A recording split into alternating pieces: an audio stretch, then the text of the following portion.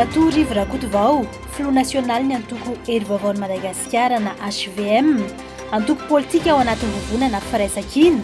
Izy no vahiny manokana nasain'ny fandaharana Aleo Resahana, anao ny sehatra, ny alin'ny Alarobia 12 jona 2022.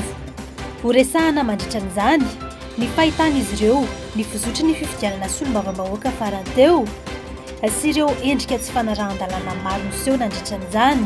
Ny heviny mikasika ny voka-pifidianana vonjy-maika navoakan'ny CENI ary ny fiandrasana ny voka-pifidianana ofisialy avoakan'ny HCC sy ny fatokisana ity rafi-pitsarana ity manoloana ireo fitarainana sy fitoriana maro napetraka mikasika ny fifidianana.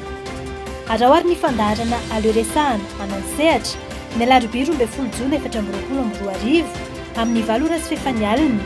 Azonao arahana ihany koa amin'ny page Facebook Record Madagascar.